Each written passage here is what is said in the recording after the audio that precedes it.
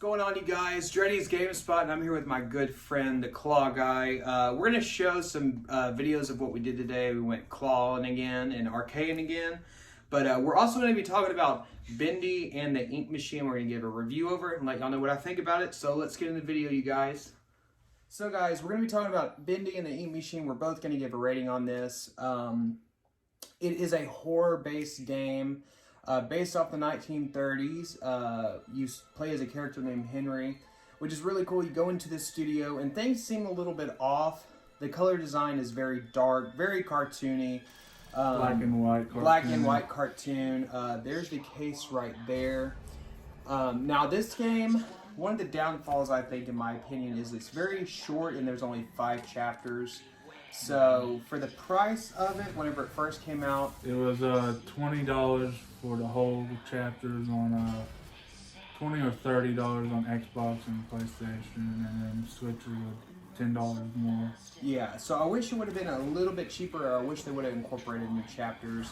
But overall, it's a very, very fun game. Probably my favorite character in this game is Boris. There's a lot of interesting things, and if you notice too, with the ink demon Bendy, he does evolve throughout the game, and if you do research, each chapter was done not all at once but down the road, and they actually revised the characters more and more. So I wish they maybe would have stuck to one concept throughout the game. That kind of threw me off a little bit. One thing I did like was I believe the first chapter was free whenever you were first playing. I know some games do that, like the Life is Strange and Telltale games when they were released, but that was pretty neat that they actually did it, and I actually had a lot of fun. First chapter was a little dull. That was what I thought. I mean, puzzle-based wise is alright, but it really did not engage me until at least probably in the middle of the second chapter. Yeah, I'd have to agree. I think I really started getting into it probably about the second chapter, maybe the third. Now the fighting on here can be a little bit frustrating, you guys, because there's been instances where I was trying to fight with the crowbar and I'd be hitting them, but it wasn't registering, which is very, very annoying. And also, guys, I really don't recommend this for young children. It does look like a kid's game, but whenever I say it's very dark, it is a very dark. They almost have, on the first chapter, you run into this guy that wants to sacrifice you what looks like a pentagram. It literally looks like a pentagram with Bendy in the middle of it. So it is a very dark game, guys. That's why it's rated T for teen. And also, I was kind of disappointed with the ending. The ending I wasn't really for.